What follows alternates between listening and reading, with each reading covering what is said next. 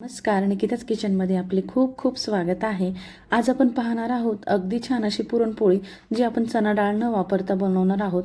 एक काय 5 पुरणपोळ्या खाल्ल्या तरी त्रास होणार नाही अशी पुरणपोळी आहे। बरेच जणांना वाताचा त्रास असतो, काहींना तर गॅसचा त्रास असतो किंवा काहींना चणा डाळ खाल्ल्यामुळे पोटात दुखते। तर त्यामुळेच आज आपण चणा डाळ न वापरता ही पुरणपोळी बनवणार आहोत, तेही देखील फक्त अर्धा तासात। पुरण न वाटता किंवा चाळणीचा वापर न करता पीठ मळण्याची सिक्रेट ट्रिक वापरून आपण ही पुरणपोळी बनवणार आहोत। तुम्ही बघू शकता किती छान अशी टम्म फुगणारी ही पुरणपोळी आहे। अगदी स्वादिष्ट लागते, अगदी होटानेही तोडता येईल अशी ही पुरणपोळी आहे। खूपच स्वादिष्ट लागते। फक्त व्हिडिओमध्ये सांगितलेल्या टिप्स आणि ट्रिक्स लक्षात ठेवून तुम्ही ही पुरणपोळी बनवून बघा, खूपच छान ही पुरणपोळी तुमची बनणार आहे। तुम्ही बघू शकता इथे किती सॉफ्ट अशी पुरणपोळी आपली तयार झालेली आहे। तर व्हिडिओ नक्की शेवटपर्यंत बघा, म्हणजे तुम्हाला व्हिडिओमधील संपूर्ण माहिती व्यवस्थित मिळेल। तर चला वेळ न घालवता व्हिडिओला सुरुवात करू। तर सर्वात अगोदर या रेसिपी करता मी एक कुकर घेतलेला आहे। कुकरमध्ये आपल्याला मुगाची डाळ घालायची। तर ही पुरणपोळी आपण मुगाच्या डाळीपासून बनवणार आहोत। त्याकरता मी मुगाची डाळ निवडून 1.5 वाटी घेतलेली आहे। तर ही डाळ आपल्याला स्वच्छ धुवून घ्यायची आहे 2-3 पाण्याने, म्हणजे यामधली सर्व घाण निघून जाईल। तर डाळ छान अशी चोळून आपल्याला धुवून घ्यायची आहे। इथे मी बिगर सालीची डाळ वापरलेली आहे, पिवळी डाळच आपल्याला घ्यायची आहे। या डाळीमुळे खूपच छान आपली पुरणपोळी बनते आणि कोणत्याही प्रकारचा त्रास आपल्याला पुरणपोळी खाल्ल्यानंतर होत नाही। आता डाळ स्वच्छ धुवून घेतलेली आहे, त्यामध्ये पाणी घालायचे। लक्ष ठेवा, पाणी अगदी आपल्याला डाळ बुडेल इतकंच घालायचं आहे, म्हणजे त्यात पाणी राहणार नाही शिजल्यानंतर। आता यामध्ये तेल घालायचं आहे, जेणेकरून आपली डाळ उतू जाणार नाही। झाकण लावून 3 ते 4 शिट्ट्या आपल्याला याच्या करून घ्यायच्या आहेत। पाणी राहिलं तरी पाणी आपण गाळून घ्यायचे, नंतर डाळ यूज करायची आहे। आता 3 ते 4 शिट्ट्या आपण याच्या काढून घेऊया, तोपर्यंत पीठ मळून घेऊया। तर पीठ मळण्याकरता मी इथे गव्हाचं पीठ घेतलेलं आहे 2 वाट्या। त्याचबरोबर यामध्ये 2 चमचे फक्त मी मैदा घातलेला आहे।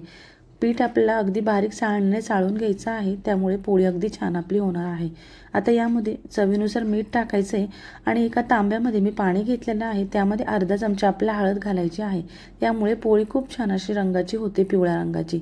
तर छान मिक्स करून घेतलेलं आहे। थोडं थोडं पाणी करून आपल्याला पीठ थोडंसं घट्टसरच मळायचं, कारण आपण पीठ मळण्याकरता एक ट्रिक इथे वापरणार आहोत, ज्यामुळे तुमची पोळी अगदी छान टम्म फुगणार आहे। एकही पोळी अशी नाही जी फुगणार नाही। तर त्यामुळे ही ट्रिक तुम्ही नक्की वापरून पुरणपोळी बनवून बघा, खूपच छान याची टेस्ट लागते। अगदी सॉफ्ट आपली पुरणपोळी तयार होते। आता इथे मी घट्टसर पीठ मळून घेतलेलं आहे, त्याला थोडंसं पसरवून दिलेलं आहे आणि यामध्ये मी पाणी घालून घेणार आहे। पाणी घालून आपल्याला 15 ते 20 मिनिटं हे असंच ठेवायचं आहे। यामुळे पीठ अगदी सॉफ्ट होतं आणि अगदी लवचिक पीठ आपलं तयार होतं। ज्याप्रमाणे मैद्याचं पीठ असतं त्याप्रमाणे हे होतं। आता यावर झाकण ठेवायचं आहे आणि 15 ते 20 मिनिटच ठेवायचं आहे, त्यापेक्षा जास्त वेळ ठेवायचं नाही। आता डाळ देखील छान शिजलेली आहे, त्याची वाफ काढून घ्यायची आणि झाकण खोलून आपण बघायचं आहे डाळ शिजली आहे की नाही। डाळ मस्त शिजलेली, त्यात अजिबात पाणी राहिलेलं नाही। आता डाळ आपल्याला असं चमच्याने मॅश करून घ्यायची। डाळ अगदी छान शिजलेली आहे, त्यामुळे आपल्याला पुरण यंत्राचा किंवा चाळणीचा देखील वापर न करता आपण हे पुरण बनवणार आहोत। अगदी सॉफ्ट आपलं पुरण तयार झालेलं आहे। आता यामध्ये आपण गूळ घालून घेऊया। असं मॅश केल्यानंतर आपल्याला पुरण वाटायची देखील गरज पडत नाही, कारण मुगाची डाळ ही लगेच शिजते आणि जाडसर देखील नसते। अगदी मस्त अशी सॉफ्ट आपलं पुरण तयार होतं। आता व्यवस्थित हे सर्व मॅश करून घेतलेलं आहे। यामध्ये आता आपण गूळ घालून घेऊया। तर गुळाचे प्रमाण हे आपण आपल्या आवडीनुसार ठेवू शकतो। तर इथे मी 1.5 वाटी डाळ घेतलेली होती, त्याच प्रमाणामध्ये मी इथे 1.5 वाटी गूळ घेतलेला आहे। तुम्हाला जर थोडं कमी हवं असेल तर थोडंसं कमी घातलं तरी चालेल। इथे गूळ मी बारीक चिरून घेतलेला आहे चाकूने, अगदी सॉफ्ट असा गूळ घेतलेला आहे। जास्त कडकही गूळ घेऊ नका, नाही तर मग तो व्यवस्थित असा मिक्स होत नाही। आता गूळ सर्व यामध्ये मी घालून घेतला आहे। चवीनुसार यात मीठ घातलेलं आहे आणि आपण गॅसवर ठेवण्याच्या अगोदरच याला थोडंसं मिक्स करून घेणार आहोत। डाळ गरम आहे, त्यामुळे गूळ लगेच वितळायला सुरुवात होते आणि झटपट आपलं हे पुरण तयार होतं। व्यवस्थित मिक्स करून घ्यायचं आहे आणि आपल्याला हे गॅसवर छान असं शिजवून घ्यायचं आहे। इथे तुम्ही बघू शकता डाळ किती छान अशी मॅश झालेली आहे, त्यामुळे अजिबात आपल्याला पुरण वाटायची देखील गरज पडणार नाही। आता हे व्यवस्थित मिक्स झाले, गॅसवर ठेवून देणार आहे आणि परत याला छान असं परतून घ्यायचं आहे। कंटिन्युअसली आपल्याला परतत राहायचं आहे, नाही तर मग डाळ खाली लागू शकते। आता कुकरमध्ये व्हिडिओमध्ये व्यवस्थित दिसत नव्हतं, त्यामुळे मी कढईमध्ये काढून घेतलेलं आहे। आता व्यवस्थित याला हलवत राहायचं आहे। तुम्ही बघू शकता पुरण आपलं घट्ट होत चाललेलं आहे, तर अजून आपल्याला याला घट्ट करायचं आहे। मीडियम फ्लेमवरच आपल्याला ही प्रोसेस करायची आहे, नाही तर मग आपलं पुरण जळू शकतं। तर पुरण शिजते तोपर्यंत आपण पीठ मळून घेऊया। तर पीठ या पिठाला 15 ते 20 मिनटं झालेले आहेत. तर यामधलं पाणी आपण सर्व काढून घ्यायचं आहे. मस्त असं आपलं पीठ तयार होतं. तर पाणी सर्व मी काढून घेतलेलं आहे. आता तेल लावायचं आहे हाताला आणि मस्त असं पीठ मळून घ्यायचं आहे. अगदी सॉफ्ट हे पीठ तयार होतं. या पिठामुळे अगदी छान आपली पोळी तयार होते. सॉफ्ट आणि टम्म फुगणारी पोळी आपली या पिठामुळे तयार होते. आता यामध्ये तेल घालायचं आहे आणि मस्त असं नरम आपल्याला पीठ मळून घ्यायचं आहे. एकदा तुम्ही या पद्धतीने पोळी बनवून बघा, खूपच छान पोळी तयार होते. खूप छान अशी सॉफ्ट पोळी तयार होते.